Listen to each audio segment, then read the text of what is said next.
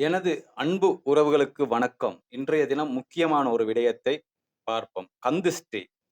கந்திஷ்டியை கொஞ்சம் பார்ப்போமானால் என்னவென்றால், நாம் பிறக்கும்போதிருந்தே இந்த கந்திஷ்டி என்ற ஒரு பிரச்சனையில் அனைவரும் மாட்டிக்கொண்டோம். அதில் நாம் மறந்த விடயங்கள் நெறைய இருக்கிறது. என்னன்னு கேட்டா நாங்க முந்தி ஒவ்வொரு வீடுகள்ல பார்ப்போம்ன்னு சொன்னா பூசணிக்காய் தொங்க விட்டுருப்பாங்க. அத நெறைய பேர் மறந்துட்டாங்க.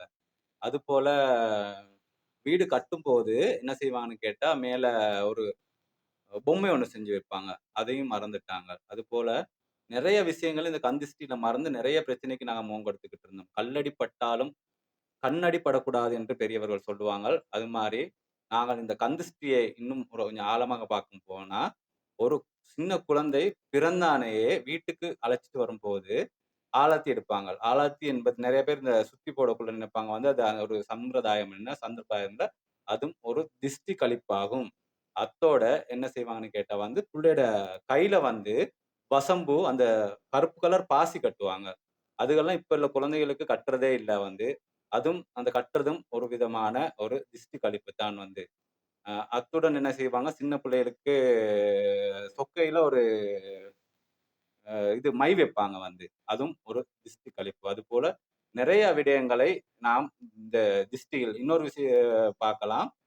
கல்யாணம் முடிச்சுட்டு கல்யாணம் முடிச்சு வீட்டுக்கு வர ஆலாத்தி நெறைய பேர் சொல்லுவாங்க, ஆலாத்தி எடுப்பதுண்டு. ஆலாத்தி எடுப்பதில்லை. அது திஷ்டி கழிப்பதாகும். ஏன்னு சொன்னா, அத சுத்தி எடுத்துட்டு வெளியில ஊத்திருவாங்க அது ஒரு திஷ்டி கழிப்பு. நம்ம வாழ்க்கையில எந்த பூஜை செய்தாலும் கிரக பிரவேசம் செய்யும்போது என்ன செய்றோம்னு கேட்டா அந்த பொம்மை ஒண்ணு செஞ்சு வைக்கோல்ல பொம்மை ஒண்ணு செஞ்சு எல்லாம் சுத்தி இழுத்து போட்டு முச்சந்தில போட்டு எரிக்கிறது.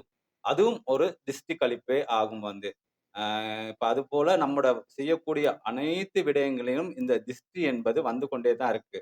இப்ப உதாரணத்துக்கு சொல்லுவோமே, நமக்கு இப்ப திஷ்டி பட்டுருச்சுன்னு சொன்னா இப்ப ஒரு கல்யாணம் ஒண்ணு முடிஞ்சான, ஆ எல்லாத்துக்கும் மேல் வலி. ஒரு 2 நாளைக்கு அடிச்சு போட்ட மாரி. இதுக்கு பாக்க மிச்சம் ஆட வேலை செய்றவங்களா இருக்கும். ஆனா, அவங்களுக்கு அடுத்த நாள் மேல் வலி, மேல் அசதி போன்ற விஷயங்கள் இருக்கிறது. திஷ்டி தான் அது திஷ்டி எடுக்க கட்டாயமா திஷ்டி எடுக்கும். திஷ்டி எடுக்கிறதுக்கு இந்த இதுல சொல்ல முடியாது. நிறைய மெத்தட் இருக்கு திஷ்டி எடுக்கிறதுக்கு. அதுபோல நிறைய விஷயங்கள் இருக்கு திஷ்டி எடுக்கிறதுக்கு. அதுபோல வேற மேல் வலி. இப்ப திஷ்டி எப்படி இருக்குன்னு நாங்க எப்படி கண்டுகொள்றது இப்ப படுத்தான ஒரு மேல் வலி. இப்ப நாங்க நினைச்சிருவோம் இன்னைக்கு காலம்பறையே 5 மணிக்கு எழும்பணும்னு. எழும்பிக் கொள்ள இயலாது வேற சின்ன பிள்ளைகள் தூக்கத்துல கத்துறது, அலறது. எங்களுக்கும் பெரியவர்களுக்கும் ஒரு கெட்ட கனவுகள் வாரது. மேல் வலி, ம் கண் எரிவு, கழுத்து வலி, கால், கை வலி அது போன்ற விடயங்கள் வரும்போது நாங்கள் நினைத்துக் கொள்ள வேண்டியது தான் எங்களுக்கு திஷ்டி இருக்கின்றது. திஷ்டி எப்படி வருது அதாவது திஷ்டி என்றால் கண்ணூர். கண். அதாவது மத்தவர்கள் பார்த்து நாங்க சொல்லுறோம், நம்ம என்ன நம்மளே கஷ்டத்துல இருக்கோம். நமக்கு என்ன திஷ்டி இருக்குன்னு.